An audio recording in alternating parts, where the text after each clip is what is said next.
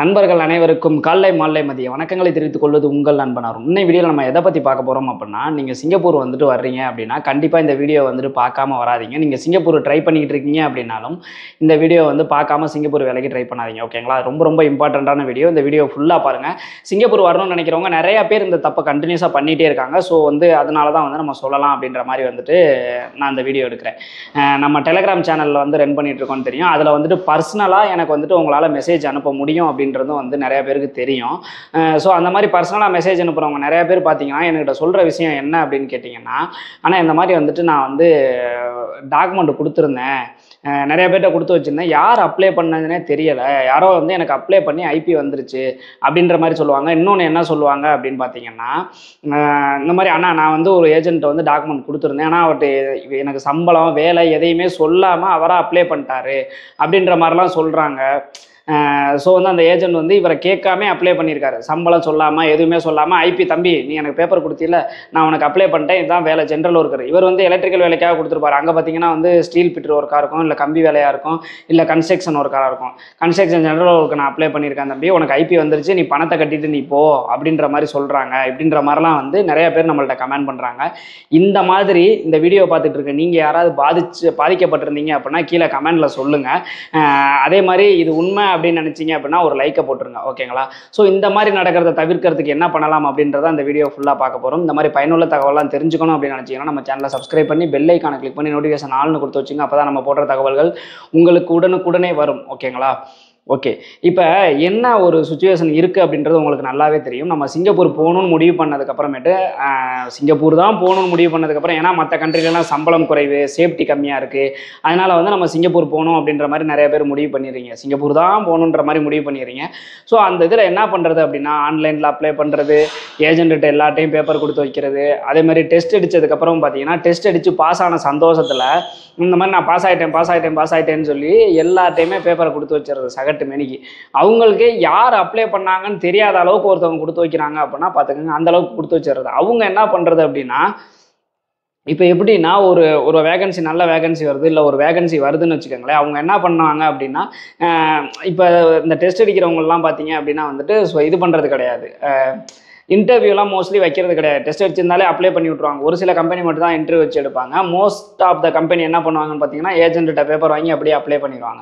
அப்படி இருக்கிறப்ப இவங்க வந்து நிறைய பேர் காம்படிஷன் இருக்கும்ல. ஸோ இவங்க பேப்பர் தான் நம்ம இப்போ உங்களை பேப்பரை போட்டுட்டா, இப்போ நான் தான் ஏஜென்ட்னு ஒரு உதாரணத்துக்கு வச்சுக்கோங்களேன், நீங்கள் வந்து என்கிட்ட பேப்பர் கொடுத்துருங்க, நான் உங்கள் பேப்பரை அவங்களுக்கு அனுப்பி போட்டுட்டா நீங்கள் பணம் கட்டினீங்க அப்படின்னா எனக்கு கமிஷன் வரும். சப்போஸ் அவங்க வேறு யாராவது பேப்பரை போட்டாங்க அப்படின்னா அதில் கமிஷன் வராதில்ல. ஸோ ஒரு சில ஏஜென்ட்டுகள் அவசரப்பட்டு என்ன பண்ணுவாங்க அப்படின்னா, அவங்க கமிஷனுக்காக டக்குன்னு உடனே உங்கள்கிட்ட கேட்காம, பர்மிஷன் வாங்காமல், என்ன வேலைன்னு சொல்லாமல், என்ன சம்பளம்னு சொல்லாமல், எவ்வளோ பணம் கட்டுறதுன்னு சொல்லாமல் அப்ளை பண்ணிடுறாங்க. அப்ளை பண்ணிவிட்டு என்ன பண்ணுவாங்க அப்படின்னு கேட்டிங்கன்னா, இமீடியட்டாக வந்துட்டு ஐபி வந்துடும். ஐபி வந்ததுக்கப்புறம் உங்கள்கிட்ட சொல்லுவாங்க, இந்த மாதிரி ஐபி வந்துருச்சுப்பா, நீ பணம் கட்டு அப்படின்னு சொல்லிட்டு. எனக்கு தெரிஞ்சு என்னோடய ஃப்ரெண்டு ஒருத்தருக்கு இதே மாதிரி பேப்பரை கொடுத்து அப்ளை பண்ணிவிட்டு, அதுக்கு நம்ம விளாக் வீடியோலலாம் கூட வந்திருப்பாப்ல சக்தின்னு சொல்லிட்டு, அவருக்கு இதே மாதிரி நடந்துச்சு. என்ன நடந்துச்சு அப்படின்னா, அவர் வந்து இந்த மாதிரி 2-3 இடத்துல பேப்பர் கொடுத்துருக்காப்புல, அப்ளை பண்ணிட்டாங்க. அப்ளை பண்ணிவிட்டு நீ போய் தான் ஆகணும். அப்ளை பண்ணி ஒரு வாரம் வரைக்கும் யார் அப்ளை பண்ணதுனே தெரியாமல் இருந்துச்சு. அதுக்கப்புறம் அவருக்கு கால் வந்திருக்கு, என் பேப்பர் உங்கள்கிட்ட எப்படி வந்துச்சுன்னா அந்த ஏஜென்ட்டுக்கே தெரியலை, யாரோ கொடுத்தாங்கப்பா, எனக்கு தெரிலப்பா, இப்போ நீ போய் ஆகணும், பணம் கட்டுன்னு சொல்லி அவன் வீடு வரைக்கும் தேடி ஆள் வந்துட்டாங்க. இந்த மாதிரி நீங்கள் பணம் கட்டணும், உங்களுக்கு ஐபி வந்துருச்சு, நீங்கள் ஏன் என்ன பணம் கட்டாமல் இருக்கீங்கன்னு சொல்லி வீட்டுக்கே டேரெக்டாக வந்தாங்க. அப்புறம் பிரச்சனை பண்ணி கடைசி வரைக்கும் அவங்க கேன்சல் பண்ண மாட்டேன்னு சொல்லிட்டாங்க.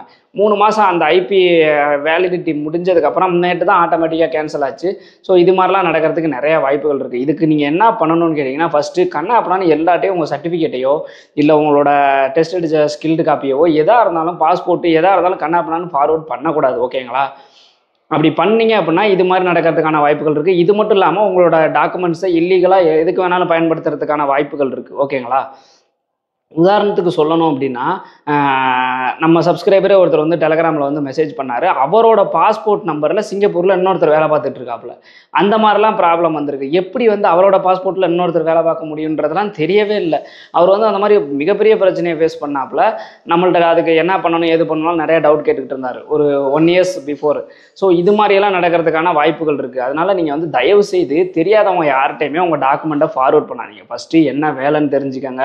கரெக்டான ஏஜென்ட் ஏஜென்ட் என்ன தெரியுமா பண்ணுவாங்க, நீங்கள் கரெக்டாக டாக்குமெண்ட் ஃபார்வர்ட் பண்ணீங்க அப்படின்னா உங்கள் டாக்குமெண்ட்டை அனுப்புவாங்க. இப்போ நம்ம எஸ்டி தமிழ்லாம் வந்து நீங்கள் ஜாப் அப்ளை பண்ணுறீங்கன்னு வச்சுக்கோங்களேன், உங்கள் டாக்குமெண்ட்டை அனுப்புவாங்க. இவங்க ஓகே அப்படிங்கிற மாதிரி சொல்லிட்டாங்க அப்படின்னா சம்பளம் எவ்வளோ பணம் கட்டணும், எவ்வளோ நாளில் நீங்கள் சிங்கப்பூர் போகிற மாதிரி இருக்கும், என்ன வேலை அப்படிங்கிறத கிளியராக எக்ஸ்பிளைன் பண்ணி இது எல்லாத்துக்கும் ஓகேனா மட்டும்தான் நல்ல ஏஜென்ட் வந்து ப்ராப்பராக வந்து மூவ் பண்ணுவாங்க. இதே இது வந்து இந்த